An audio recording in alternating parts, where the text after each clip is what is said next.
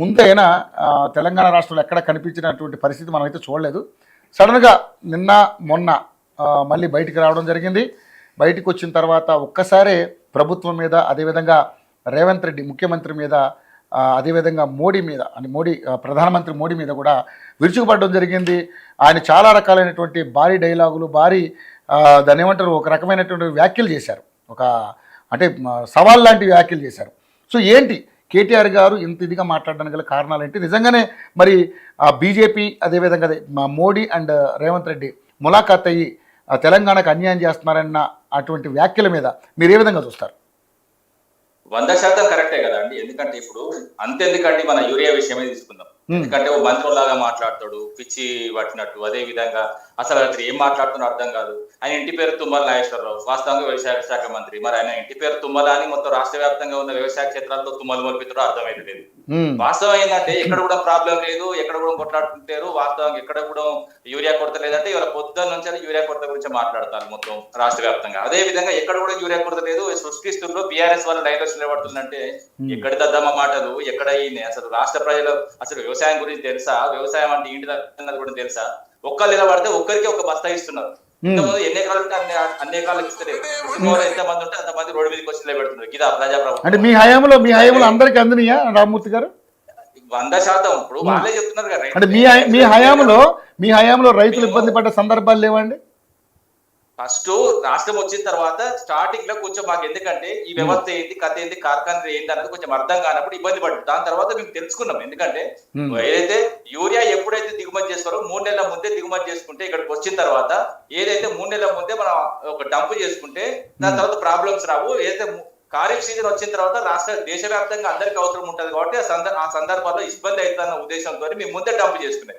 ఎందుకంటే ఖరీఫ్ లో ఇప్పుడు ఎట్ ప్రజెంట్ మనకు కావాల్సింది 10.40 లక్షల మెట్రిక్ టన్నులు కావాలండి. అసలు కేంద్రం ఇస్తానది ఎంత అంటే వాస్తవంగా 9.8 లక్షల మెట్రిక్ టన్నులు ఇస్తాను. సరే, ఇంత ముందు రబీలో కూడా మన దగ్గర మిగిలి ఉన్నది కాబట్టి ఏదైతే 1.92 లక్షల మిలియన్ టన్నుల అది ఉన్నది. నేను ఏమంటున్నా అంటే వాస్తవంగా ఎట్ ప్రజెంట్ రైతులకు ఇచ్చింది వీళ్ళు. ఎందుకంటే వీళ్ళు కేంద్రం ఇస్తా అన్నది వాస్తవంగా వచ్చింది ఏంటంటే 5.32 లక్షల మెట్రిక్ టన్నులు మాత్రమే వచ్చింది. మనకు కావాల్సింది ఏంటంటే 10.40 రావాలి లక్షల మెట్రిక్ టన్నులు. కానీ వచ్చింది మాత్రం సగం కూడా రాలేదు. దాదాపు సగం వచ్చింది. వాస్తవంగా సగం వచ్చింది. ఇంకా ఎంత కావాలన్నది కూడా వాస్తవంగా చెప్పుకోవాలంటే 8.30 లక్షల మెట్రిక్ టన్నులు కావాలి. ఈ 8.30 లక్షల మెట్రిక్ టన్నుల ఏదైతే యూరియా రావాల్సింది ఏదైతే మంత్రి చెప్తాడు 50 లక్షల, సారీ వెరీ సారీ, ఎందుకంటే 50,000 మెట్రిక్ టన్నుల వస్తున్నది. మొత్తం ప్రాబ్లం అంతా క్లియర్ అవుతుంది అంటాడు. 50,000 ఎక్కడ, 8 లక్షలు ఎక్కడ? ఈ అంకెలు అర్థం అవ్వట్లేదు అండి. ఈ మంత్రికి నాకు అర్థం అవ్వట్లేదు. ఎంత తుగ్లక్ మాటలు. ఇప్పుడు రాష్ట్రానికి యూరియా రాకుంటే ఇబ్బంది పడుతున్నారు వాళ్ళు. కేంద్రంలో వాళ్ళు ఉన్నారు, రాష్ట్రంలో వీళ్ళు ఉన్నారు. ఒకరి మీద ఒకరు నెట్టేసుకుంటున్నారు. వాస్తవానికి ఎవరు ఇవ్వాలని? కేంద్రం ఇవ్వాలి, వీళ్ళు తీసుకోవాలి. ఎందుకు అలనతో? అసలు ముఖ్యమంత్రి దేనికి పని చేస్తున్నాడు? రియల్ ఎస్టేట్ మాఫియా గురించి పని చేస్తున్నాడా, లేక రైతుల కోసం ఎక్కడ పని చేసినాడు? ఓపెన్ గా మాట్లాడుకుంటే అంటే మీ కంటికి ఏదైతే రుణమాఫీ చేసిన అంశాలు మీ కంటికి కనపడట్లే, అదేవిధంగా రైతు భరోసా కింద డబ్బులు ఇచ్చినవి మీ కంటికి కనపడట్లా. అంటే మీరు చేసిందే రైతులకు మంచి, ఇక కాంగ్రెస్ పార్టీ ఏమీ చేయట్లేదు. మీ ఉద్దేశం అదేనా? నేను ఒకటి చెప్తా వినండి. రైతు రుణమాఫీ గురించి నేను క్లియర్ చెప్తా. ఎందుకంటే అమెరికాకు పోయి 32 లక్షల కోట్లు మొత్తం కంప్లీట్ గా 32,000 కోట్లు మొత్తం రైతుల అకౌంట్ లో పడ్డాయి. మొత్తం ఏ ప్రాబ్లం లేదా అని చెప్తారు. అదే విధంగా రాష్ట్రానికి వస్తే ఓ ఎమ్మెల్యే మా అయితే 22 అంటాడు. ఇంకోరు మంత్రివర్గంలో ఉన్న ఇంకో ఎమ్మెల్యే ఏమంటాడు, మొత్తం దాదాపు కంప్లీట్ గా ఏదైతే 18,000 కోట్లు సంబంధించి అంటాడు. వాళ్ళకి క్లారిటీ లేదు. ఎందుకంటే ఓపెన్ చెప్పాలంటే మార్టిగేజ్ లోన్స్ ఏదైతే రుణమాఫీ అడ్డం పెట్టుకుని రైతుల దగ్గర నుంచి మొక్కు వెండి వసూలు చేసిళ్ళు. ఆ డబ్బులే తీసుకొని మళ్ళా కొంతమంది రైతులకు ఇచ్చిళ్ళు తప్ప వాస్తవంగా వీళ్ళు ప్రత్యేకంగా ఖర్చు పెట్టి. మీ దగ్గర ఆధారాలు ఉన్నాయా రామూర్తి గారు? మీ దగ్గర మీ పార్టీ దగ్గర కానీ మీ నాయకుల దగ్గర ఆధారాలు ఉన్నాయా? ఆధారం ఉంటే బయట పెట్టొచ్చు కదా. అరే మేము ఫస్ట్ నుంచి మాట్లాడేది అదండి. ఫస్ట్ నుంచి మాట్లాడేది అది. నేను ఏమంటున్నా అంటే మార్టిగేజ్ లోన్స్ ఎన్ని వసూలు చేసిలో ప్రభుత్వం శ్వేతపత్రం రిలీజ్ చేయమండి. ఎందుకంటే ఈ 2 లక్షలకు సంబంధించి రుణమాఫీ కావాలంటే మీరు 4 లక్షలు ఉన్నా 5 లక్షలు ఉన్నా మిగతా అమౌంట్ కట్టాలని చెప్పింది కట్టించుకున్నారు. ఆ కట్టించుకున్న అమౌంట్ ఏదో బయట పెట్టమనండి. వీళ్ళు ఇచ్చిన అమౌంట్ ఏదో బయట పెట్టమనండి. వాస్తవంగా నేను చెప్తున్నా కదా, 18,000 కోట్లని వీళ్ళు ఒకసారి అంటారు, 22,000 కోట్లని ఒకసారి అంటారు. అసలు ఎన్ని వేల కోట్లు రైతులకు ఇచ్చినా ఇప్పుడు అసెంబ్లీ పెడుతున్నారు, అసలు చెప్పానండి. ఎందుకంటే వాస్తవాలు చెప్పానండి. ఎందుకంటే నోటికి వచ్చినట్టు 10 లక్షల కోట్లు 8 లక్షల కోట్లు అప్పు చేసి ఏది పడుతుంది మాట్లాడమన్న కేంద్ర ప్రభుత్వం కూడా క్లియర్ చెప్పింది పార్లమెంట్ లో, మేము ఎంత చేసినామో అసలు మీరు ఎంత చేసినారు, మీరు వచ్చిన తర్వాత ఇప్పుడు వాస్తవంగా చెప్పాలంటే 20 నెలల్లో 3,70,000 కోట్లు ఏదైతే మనకు రాష్ట్ర ఆదాయం వచ్చింది, వీళ్ళు తీసుకొచ్చినది ఇంకా దాదాపు 2 లక్షల చిల్లర ఏదైతే అప్పు ఉన్నది, మొత్తం 2 కలిపితే 6 లక్షల కోట్లు. 6 లక్షల కోట్లతోని ఈ 20 నెలలు ఏం చేసిందో చెప్పండి. ప్రాజెక్ట్ కట్టిల్లా, మెడికల్ కాలేజ్ కట్టిల్లా, లేకపోతే ఏమైనా చేసిల్లా, విద్యార్థులకు ఏం చేసిల్లా, కొత్త స్కూల్ నిర్మించిల్లా, ఇవన్నీ లెక్కలు చెప్పానండి, వద్దంటున్నామా? అదే విధంగా ఏదైతే ఉస్మానియా యూనివర్సిటీలో కూడా మాట్లాడుతూ ఇంత గోపర్ మాటలు మాట్లాడుతారంటే 20 ఏళ్ళుగా ఎవరు పోలేదు అంటాడు. ఎందుకు పోలేదంటే 20 ఏళ్ళుగా ముఖ్యమంత్రి పోయింది కనబడలేదా? ఏదైతే గత ముఖ్యమంత్రి పోయింది కనబడలేదా? 2014 తర్వాత ఇప్పటి 2000 హలో చెప్పండి. నేనేమంటున్నా అంటే 20 ఏళ్లలో ఇంతవరకు పోలేదంటే ఏదైతే 2017 ఏప్రిల్ 26 శతాబ్ది ఉత్సవాలకు కేసీఆర్ గారు అటెండ్ కాలేదా? ఏం మాట్లాడతారంటే గోపర్స్ మాటలు.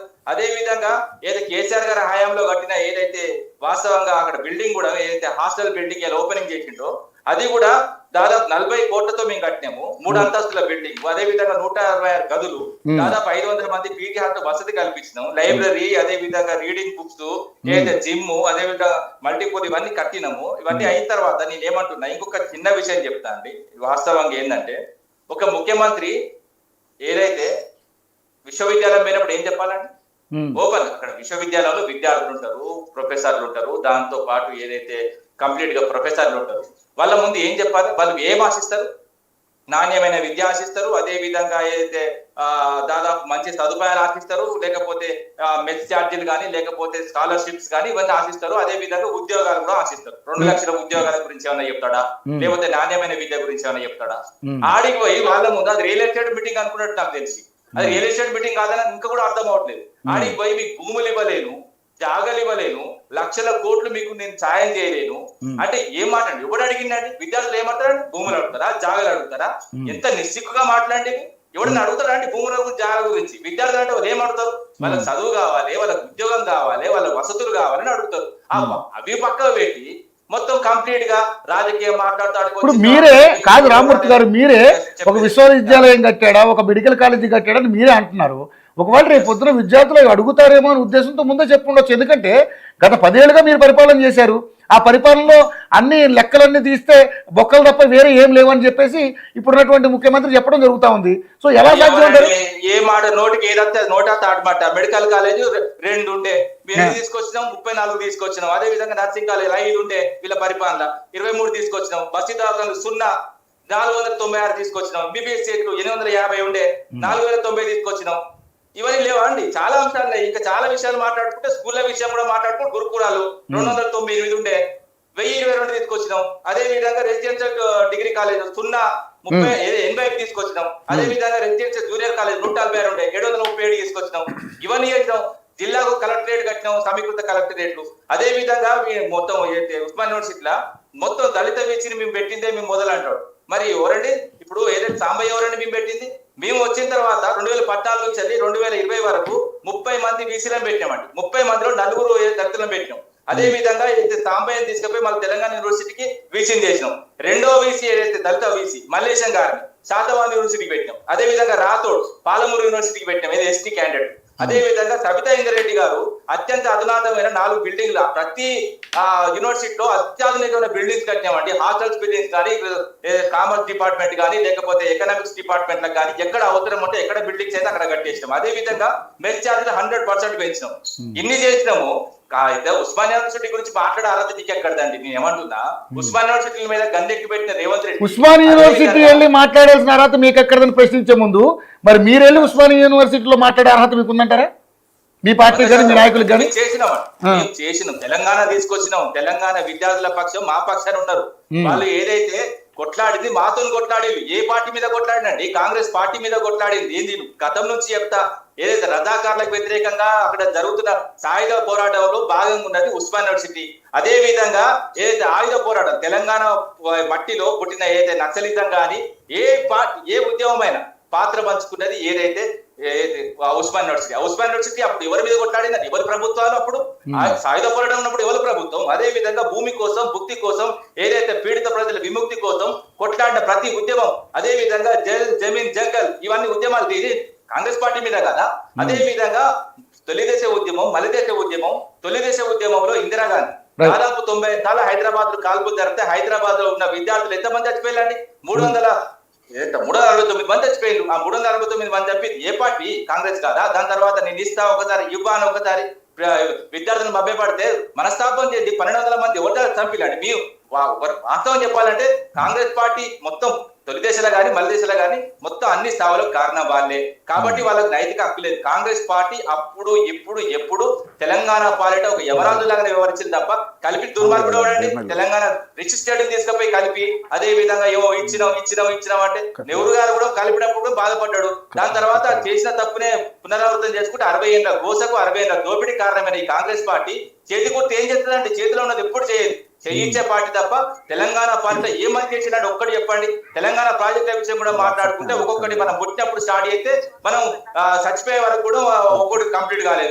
అలాగే కేసీఆర్ గారు వచ్చిన తర్వాత మొత్తం కంప్లీట్ గా పెండింగ్ ప్రాజెక్ట్ కానీ కొత్త ప్రాజెక్ట్ కూడా కట్టాం. అదే విధంగా గోదావరి మీద కూడా కట్టుకుంటే ఎస్ఆర్ఎస్పీ తర్వాత దాని తర్వాత ధవళేశ్వరం ఉండదండి. 750 కిలోమీటర్లు ఏదైతే గోదావరి ప్రవాహంలో ఒక్క ప్రాజెక్టు కట్టని మొత్తం తెలంగాణ కన్యాయం చేసిన పార్టీ